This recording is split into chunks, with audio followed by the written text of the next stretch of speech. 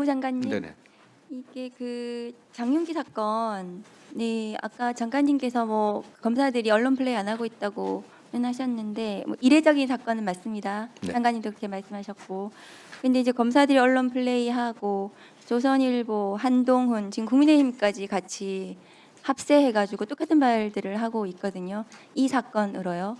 그런데 지금 조선일보가 무슨 얘기를 했냐면 검찰 개혁을 하겠다는 민주당이 살인자 편에 서고 있다. 한동훈은 오늘도 조선일보와 똑같은 말을 하고 있어요. 살인자 편인가? 그렇습니까? 이게 지금 수사권과 관련해서 정부는 방침을 정했고, 그렇다면은 수사기소 분리에 따라서 어떻게 이것을 건강하고 바람직하게 만들어 갈 것인가를 논의하는 자리인데, 이게 지금 과거에 조선일보와 한동훈이 콜라보가 되어가지고 검찰 개혁을 바라는 국민들의 열망을 일으킨 장본인들 아닙니까? 조작 수사하고 조작 기소하고 이런 정치 검찰의 폐해 때문에 수사기소 분리라는 이 지금 검찰 개혁 국면으로 와 있는 거거든요.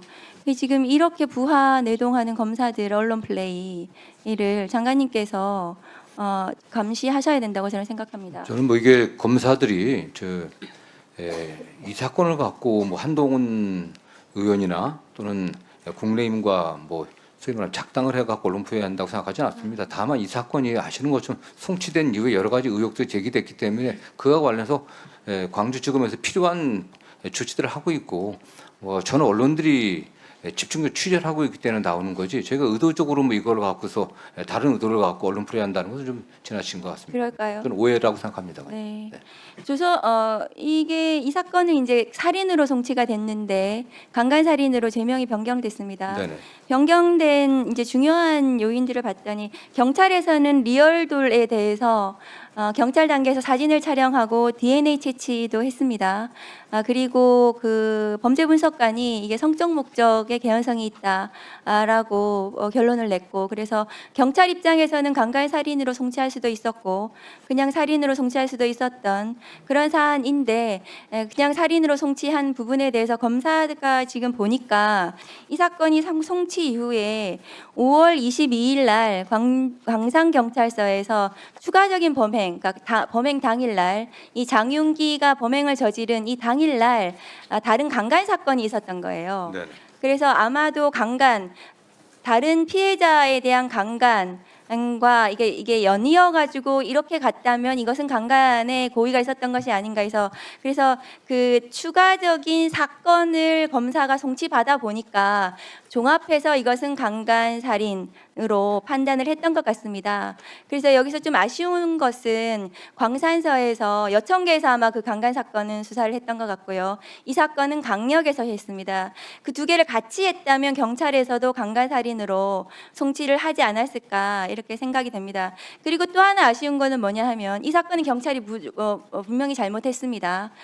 추가적인 이런 수사 부분에 있어서 미진한 부분이 있는데, 다만 강간 살인으로 왜 송치를 안 했냐, 이 부분은 보안 수사를 하지 않더라도 검찰 단계에서는 죄명 변경은 가능하다라는 말씀을 좀 드리고, 다만 아쉬운 건 뭐냐 하면은 리얼돌 관련해서 검사들이 아버지가 리얼돌을 뭐 폐기했다 이렇게 언론 플레이가 어마어마하게 초기에 나왔는데, 리얼돌 관련해서는 경찰 단계에서 이미 사진을 촬영했고 DNA도 채취했습니다.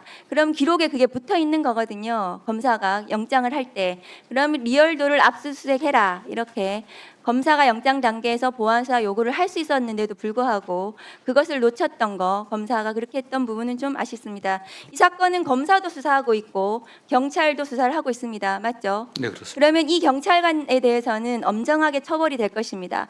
아버지 경찰의 문제만 있는 것이 아닙니다. 아버지 검사들의 문제가 있습니다. 지난 정권 정적 죽이기 수사에 동원됐던 범죄 검사들의 조직적인 범죄에 대해서는 단 한 명도 처벌받지 않고 있습니다. 장관님. 맞습니까?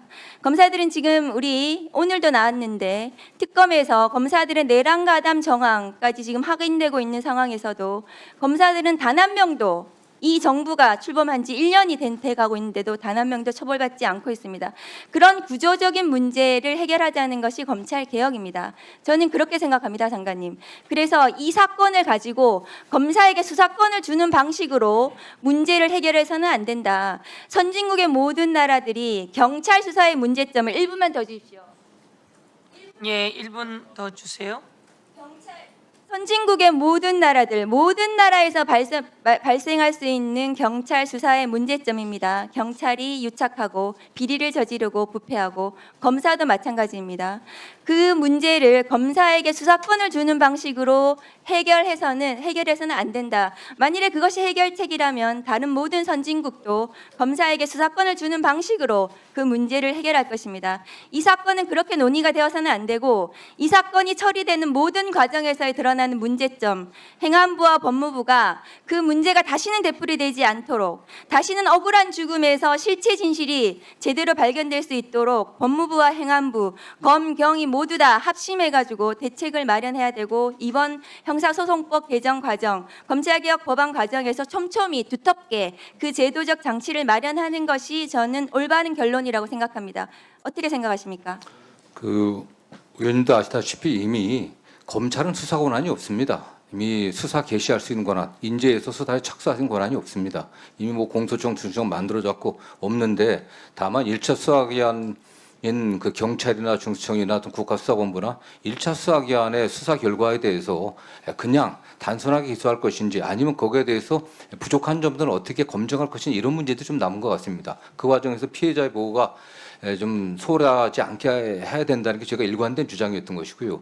그다음에 장윤기 관련 사건에서는 의원님께서도 뭐 여러 가지 말씀하셨지만, 저희들이 보고받은 바에 의하면은 검찰 단계, 경찰 단계에서 제대로 처리되지 않고 검찰 단계에서 보완했던 사항들이 11개나 됩니다. 이게 한두 가지가 아닙니다. 그래서 뭐 장윤기 승천 내부 블랙박스 SD 카드 문제, 아버지 집 압수수색 해갖고 찾아낸 것들, 장윤기 1년지 통신 조회한 것들, 그 다음에 카드 넥 해갖고 사용한 것들, 그 다음에 화물트럭 블랙박스 확인해갖고 뒤에 문 열어놨던 거, 이런 것들이 한 10개 이상이 됩니다. 사실. 그렇기 때문에 이거는 뭐 저희가 언론 플레이를 갖다가 검찰이나 또는 광주지검에서 한 게 아니고 올라온 사건들이 의심이 됐기 때문에, 의원도 지적하신 것처럼 처음 수사했을 때 약간 프로파일링을 해보니까 그런 의심도 든다고 했기 때문에 면밀히 본 겁니다.